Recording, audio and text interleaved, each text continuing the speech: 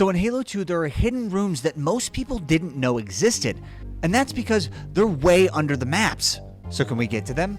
Let's give it a shot! So these rooms under the maps in Halo 2 are called projection rooms. So the projection rooms in Halo 2 were originally discovered by members of Terminaceous Strigosity. Now there's a lot of guys in this group, but mainly Hark the Shark, Sekala, and Mr. Monopoly. Now these rooms aren't actually visible from the playable map on any of the maps that they're located on. So that begs the questions, 1, how are we going to get to a room that's under the map? And 2, how are we going to get to a room that we can't see? Well, luckily there's a method called the Dead or Alive that, if executed correctly, allows one player to be a dead body but still living. This enables you to clip through walls by beating this dead player through surfaces. But the steps to do this aren't going to make any sense to an average Halo player.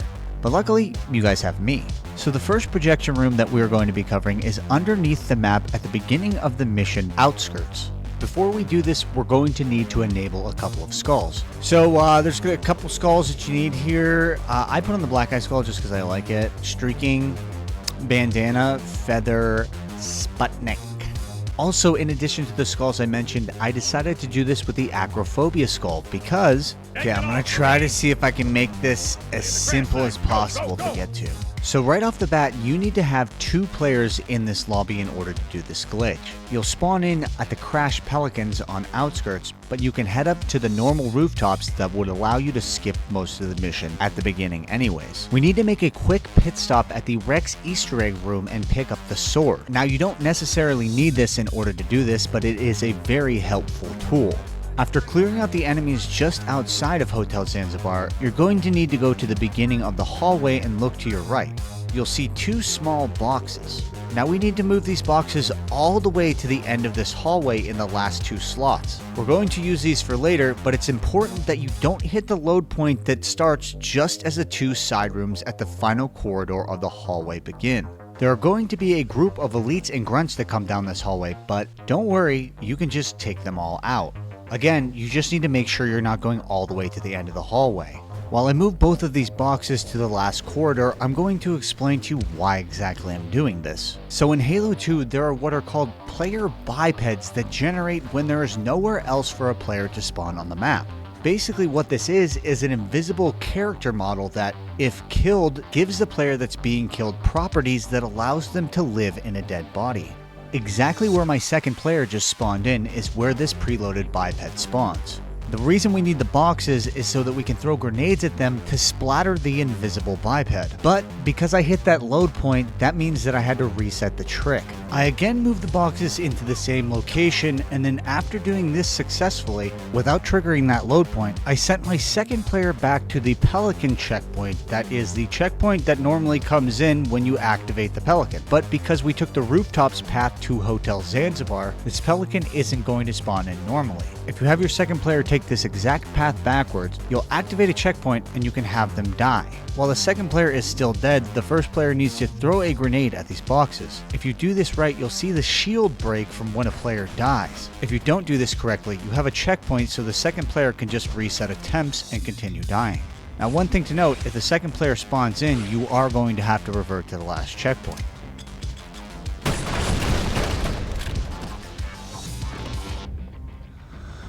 Boom! Easy! Now that we successfully got our second player to spawn in as a dead player that's technically alive, we need to backtrack and move him to just underneath these arches earlier in the mission. We're looking to put him in this very specific corner. Okay, so now I'm backtracking with this dead or alive player. Using a BR, you can quickly move the second dead player's body, but once you get outside of the hotel and underneath these bridges, you need to throw a grenade at him. Okay, so I need to get him on this upper ledge up here.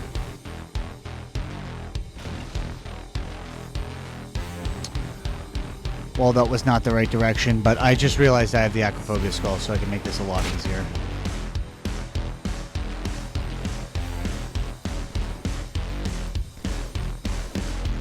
Okay, so I just need to get him down this slot right here. Got a nice little checkpoint.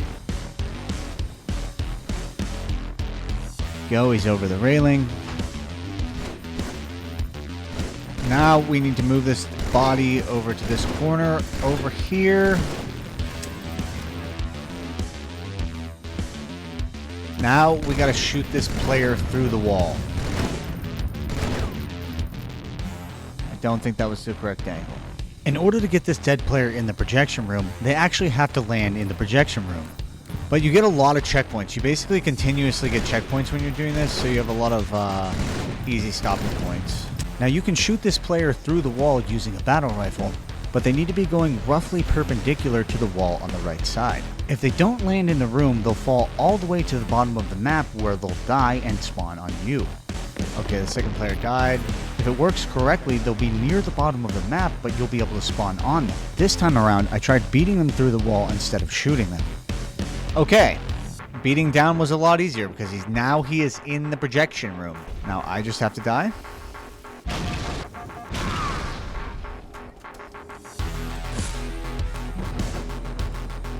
See? Ooh. So now you understand why it's a projection room. It has pretty crazy effects when you shoot at it. When you shoot at this cube or throw grenades at it, it projects whatever you're shooting back at you. This leads to some crazy large textures that are super cool to play around with. And it is a solid surface. When you throw plasma grenades, so it's like a IRL flashbang. Whew. Can't actually see the other player. It has different effects the further you throw it away. You may have noticed I got a checkpoint, which normally would be a good thing. But there are 2 projection rooms on the mission Outskirts. And because I got a checkpoint while down here, that meant that I would have to reset this all again. The initial setup to get the dead or alive player is the exact same. I'm not going to subject you to the 40 failed attempts, but I will give you a little piece of advice and let you know, as long as the second player is dead, you can continuously try to kill his invisible biped. There we go, finally. So now that we have a second player in the dead or alive state again, we now need to go all the way to the end of the hallway in the opposite direction. We need to play until the next section of the mission to get to the projection room. Now this room is just outside of the water, so as soon as you get him outside of the hallway, you can throw a plasma grenade right behind him and send him flying all the way there.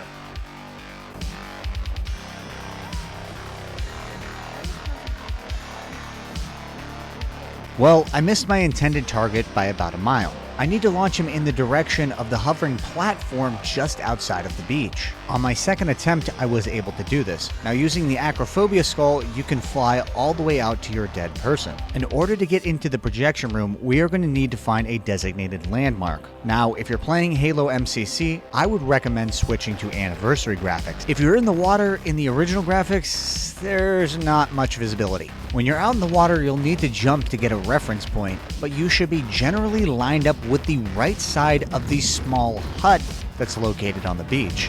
From here, you will then need to look for the big black textured blob that looks like an alligator's mouth. I'm holding the shot just a little bit longer so that if somebody is doing this step by step, they can get a better reference of exactly what this looks like. After I first went to the wrong location entirely, I was able to find this exact black blob in just a few minutes. You have to roughly line the dead player up above the mouth of the alligator. If we're assuming this is an alligator, move it to roughly where its eye would be. Once you have this set up, you can fly over to the next section of the mission while still staying outside of the water, and you can activate a checkpoint. From here, you just need to fly back and stand directly above your dead or alive player. Then, using the sword, we have to beat them through the bottom of the map. Yeah, and doing this isn't as easy as it sounds. It can take quite a few tries.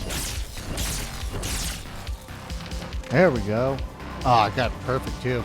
So right here, right along this edge, you line yourself up perfectly perpendicular to this building. You'll be looking right at the edge of this. Now that my second dead player is in the projection room, all I need to do is die and I'll spawn in there like the first one.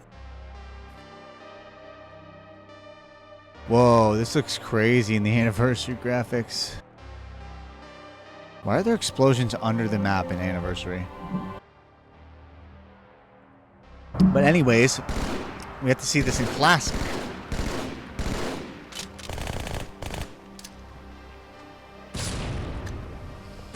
So this projection room is pretty much the exact same as the earlier one on this mission, which is Outskirts. But I wanted to test one more thing. I wanted to test launching in the air and then shooting at the cube and seeing what the effects would be. And to my surprise, something really cool happened. When you do this, you can see your bullets magnified in the background.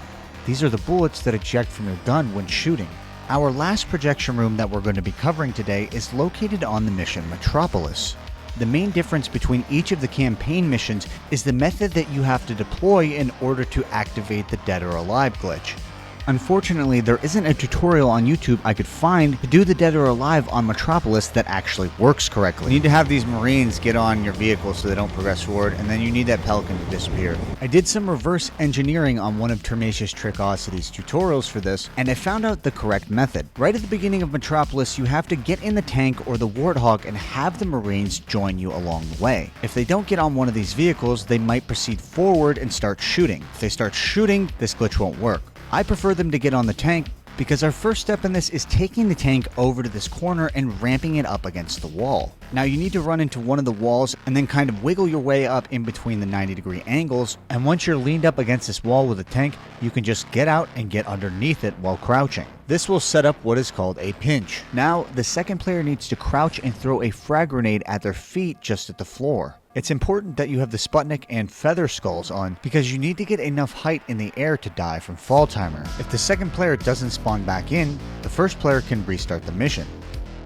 Now you need to have your first player get in either the Scorpion tank or the Warthog. Once again, we need to wait until the Pelican flies all the way outside of the map and disappears. This typically takes about 20 seconds from the time you enter a vehicle. After this Pelican disappears, the second player needs to die in the exact same way that they died previously. Once the second player spawns in, you're not going to be able to tell immediately if you've set this up correctly. That's because we haven't activated the checkpoint. So what we need to do now is have both players get in the Warthog and then drive to the hole about halfway across the bridge. You should realistically get a checkpoint either right before or during your encounter with this hole. You can now have both players get out of the Warthog to test to see if the second player is in a dead or alive state when you kill them. But I'd also recommend destroying all the vehicles at this section of the mission because they cause quite a few problems and they're really annoying to deal with over and over. The dead or alive player spawned right next to me and then rolled right down into the hole. This is actually perfect because this is our objective. The projection room under the water is just beneath this hole. So now with our dead or alive player at the bottom of the map, we need to shoot him with the BR through the map and get him into the projection room. Now this is by far the most time intensive part of this entire glitch. You need to aim roughly for the middle of the giant green reticle above the second player's head. But because he's so far away and because you're using a battle rifle, it's hard to hit him consistently. In addition to this, you can't actually see the second dead player because of the water. After like 20 plus minutes of setting this up and shooting at this player, I finally got them to fall through the bottom of the map. But I missed the room entirely. Damn it. I found that spamming your BR at the dead player was the easiest way to get them to go through the floor.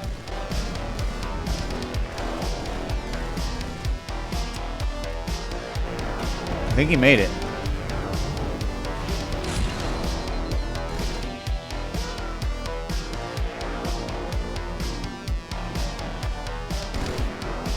He did.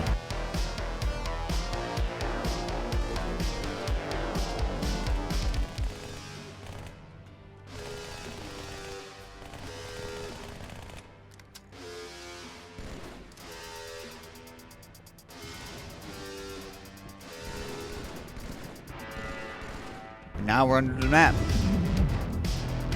This one's not so much a cube as it is just a triangle. You go far enough away, you'll actually see your guns again.